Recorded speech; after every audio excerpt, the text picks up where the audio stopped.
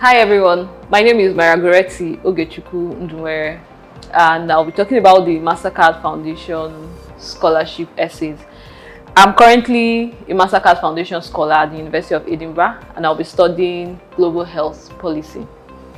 So, one major thing I want anybody listening to this to note is that the MasterCard Foundation Scholarship essays are continuous.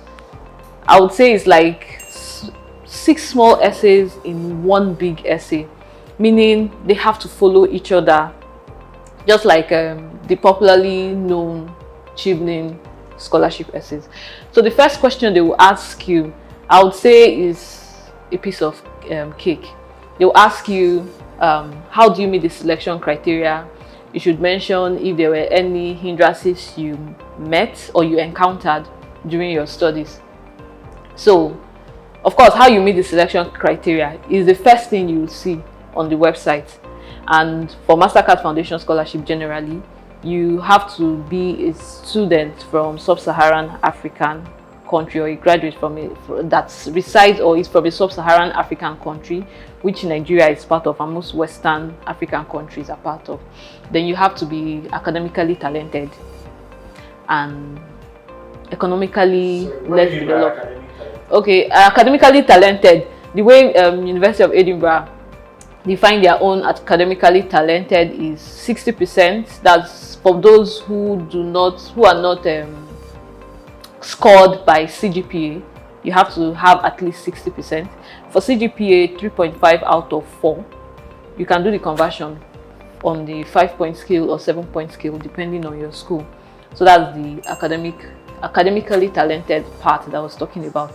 For them in the UK, 60% is actually a good score. So I guess that's why they fixed it at 60%. They'll be able to do that for your studies, because you have to submit your transcript.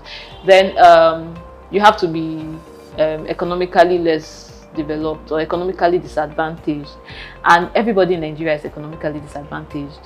The current exchange rates give you a very big insight into that. So no matter who your father is or who your mother is, you are economically disadvantaged.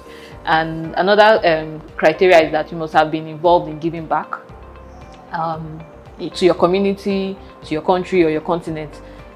Your community can just be like maybe around your area. It must not be something really huge, because for me it was not something really huge, but I guess it had a lot of impact. I believe it had a lot of impact. That was why I was picked.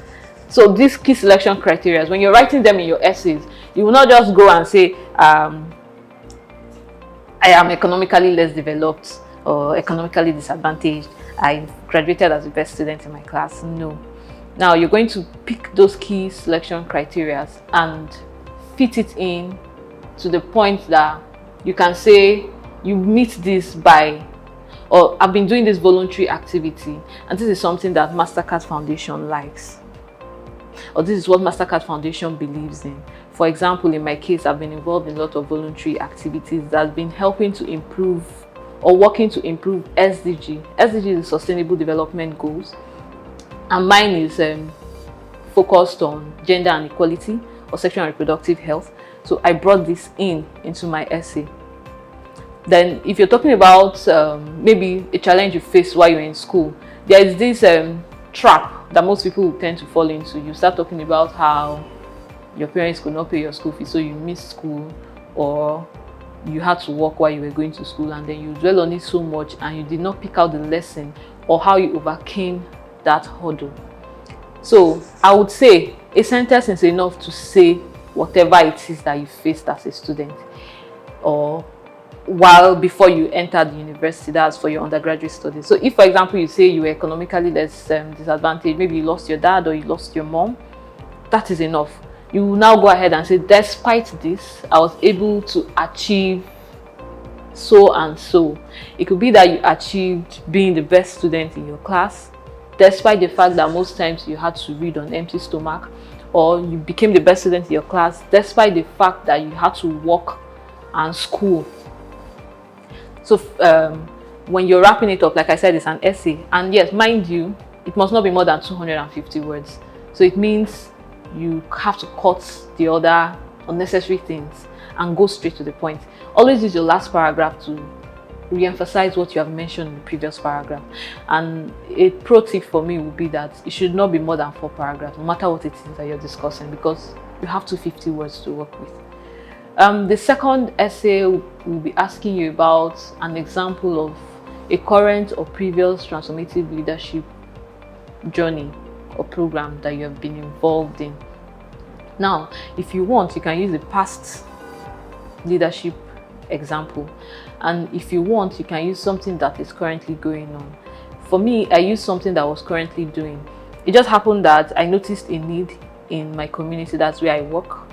I work as a pharmacist, and I noticed a lot of people had no idea or very little idea about sexual and reproductive health, mostly young married women and adolescents. And no matter how we lie to ourselves, a lot of these people are involved in sex unprotected mostly, and then when something happens, they start seeking for abortifacients.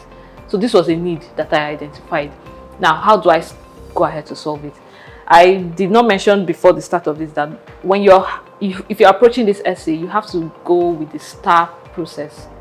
If you want, you can add the L, which is the lesson you learned from it, and the STAR is the situation. In my case, the situation now was a lot of people had no idea about sexual and reproductive health. They had poor access to sexual and reproductive health, and I needed to change this. So I took on a task personally on my own to find a solution to this problem. So I decided to take online training, online classes on Coursera concerning sexual and reproductive health. Then I took another action. I took an action, which is the A. A stands for action. I requested, before then I had carried out a survey around that community. Okay, why is this happening? Because here there's a community pharmacist, and WHO has already stated that pharmacists are like the most easily accessible health professionals. Okay, so if we are very accessible, then why do people wait until there's a mistake before they come ahead? So I went ahead to do a survey. I didn't do it alone. I did it with a group of people. And then from the survey, I found out that, most of these people, they get married very early. That is one. And then they do not have the agency to negotiate for safe sex, because of course, most of the people they'll get married to are way older than them. And all the intricacies involved, they would not want to use the condom and many of all of that. So when they get pregnant, they don't want to keep the child.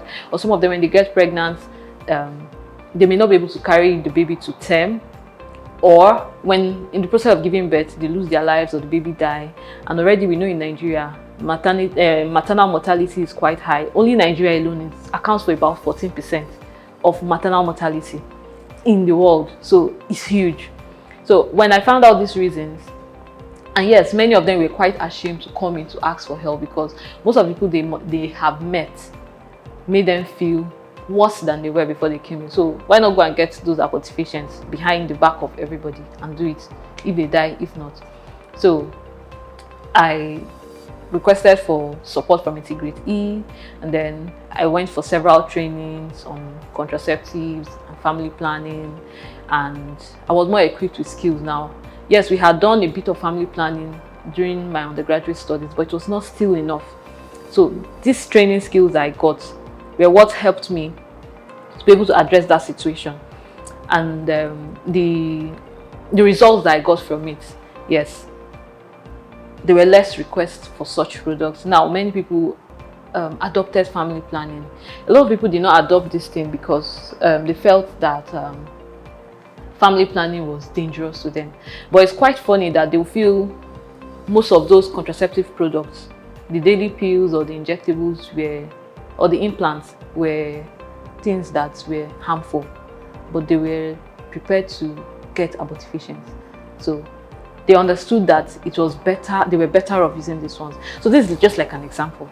You must not necessarily use my example, but if you follow the procedure, the STAR approach, and approach that essay through that method, you'll be able to write a beautiful story that will be coherent, and it will be seen that you understood that there was a problem and you solved the problem.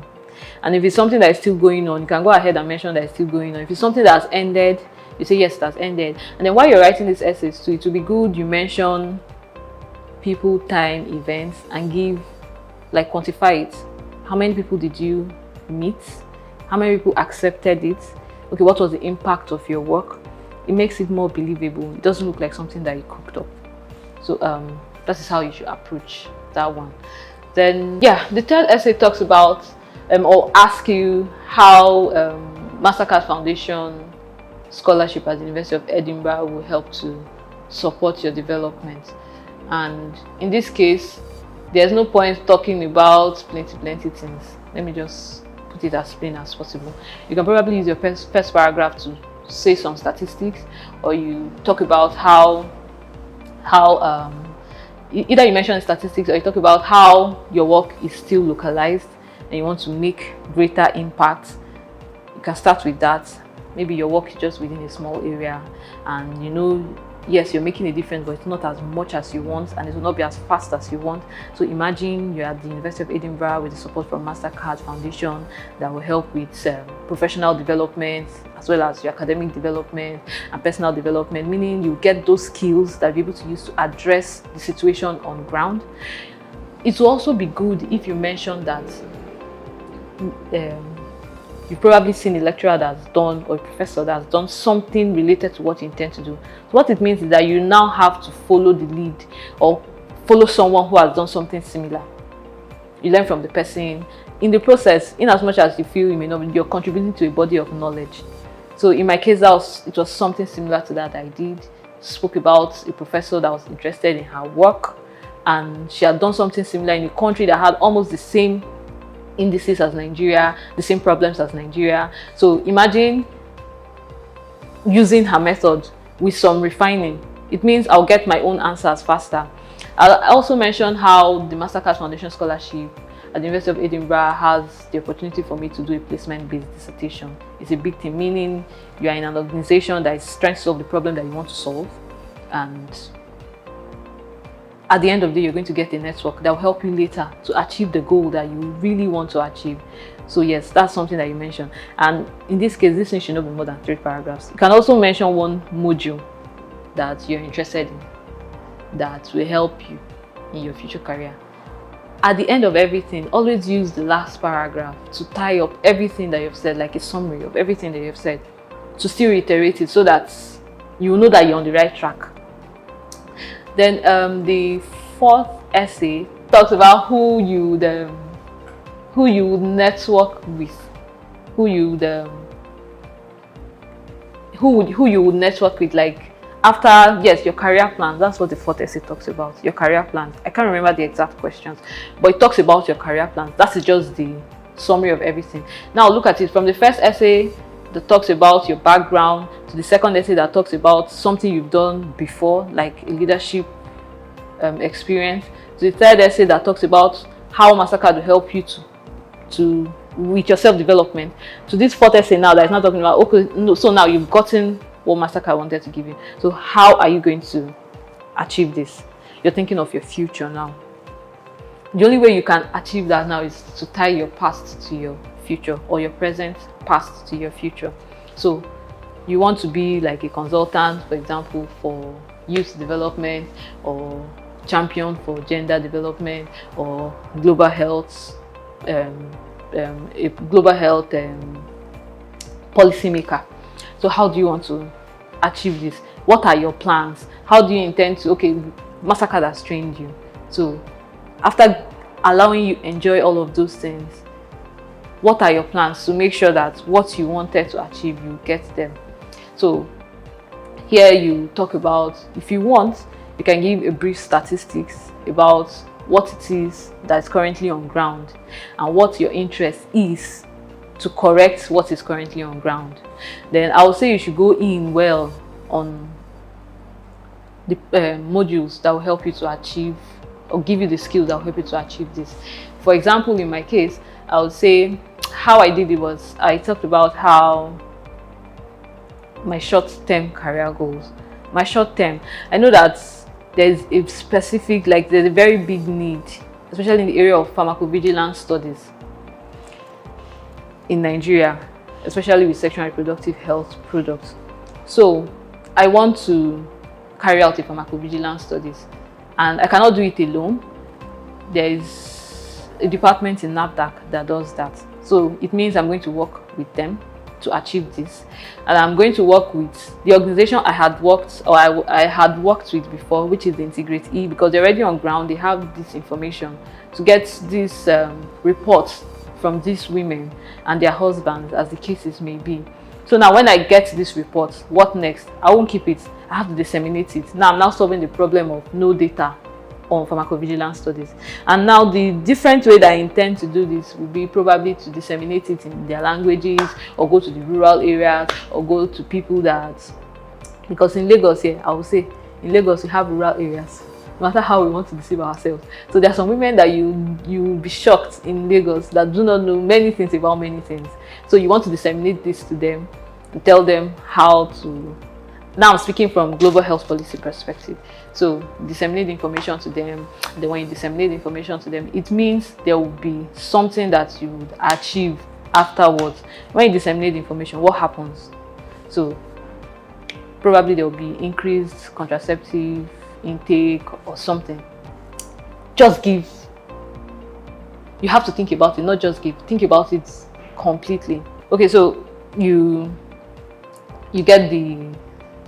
get to work with the pharmacovigilance center.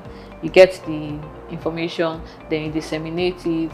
So what will you achieve with it? Will there be increase? Will there be decrease? Now depends on you. Then you talk about your long-term goals. Probably you want to work with an international organization. What will you be doing there while you're with the international organization? Will you also be making policies to advance the health of these people? Are you trying to improve the health outcomes of these people? Like I always say, the last paragraph should now give a summary of everything that you're saying. Tie everything together and present it to the team. Then the fifth essay talks about who will you network with. The fifth essay talks about who you will network with.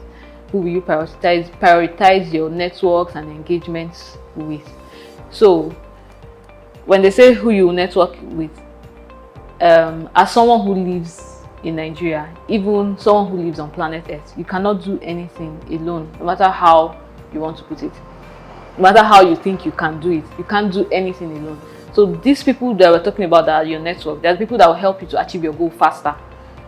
You don't have to make some mistakes. Probably work on their own experience, stand on their shoulders, like my mom would say, and achieve what it is that you want to achieve faster.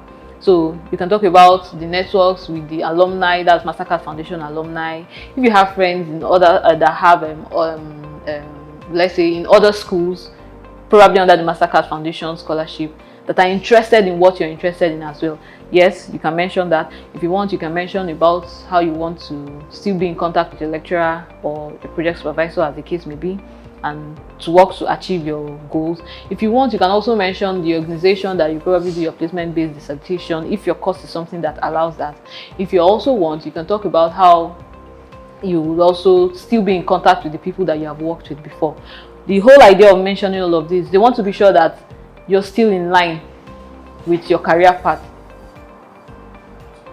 You want to be sure that you're still in line with your career path, that you still are on the goal, which is probably to improve health outcomes among a particular population.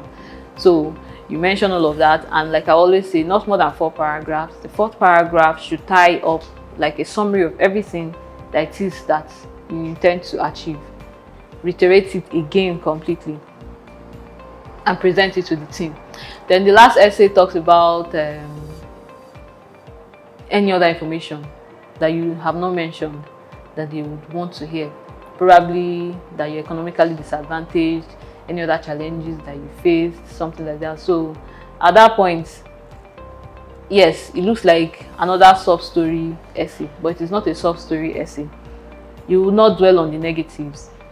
You probably mention how the challenges you faced made you pushed you into the field that you are in at the moment, and without the scholarship, you would not be able to get those required skills to be able to address the situation on ground. So the scholarship will help you achieve that. And you have always been maybe somebody that likes self-improvement, so this is something you really want, but you cannot afford it. If you want, you can even mention how your family earnings. You can mention that specifically if you want, just to drive home a point. But don't dwell on it so much. Like I said, everybody in Nigeria is economically disadvantaged. So mention that, and then at the end it on a positive note. Don't say, I hope to hear from you soon, or you say, okay, so now that I'll get the scholarship, then I'll improve the lives of my family. No, we're talking about the world. So you get the scholarship, become a consultant, you drive for policy changes, you improve health outcomes generally, and that is it. Like I mentioned before I started, I said the MasterCard Foundation Scholarship essays is a continuous essay. All of them follow each other. You cannot go ahead and speak about self-development in your self-development essay, maybe talk about HIV and AIDS, then go to your career plans and then start talking about cancer. It has to follow. So if it follows, the reader will be able to follow you, and the reader will be able to pick out your passion within the essays. And yes, I know it's short, you won't have enough word character or characters to be able to be very emotive and say everything that you feel you want to say. So that's why you have several drafts.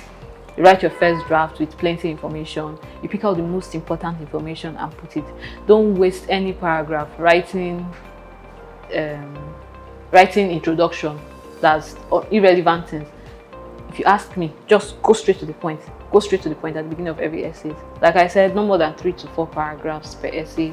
Always use the last paragraph to summarize the whole essay, so that the information will not be lost somewhere and you will know where you're making a mistake. Thank you.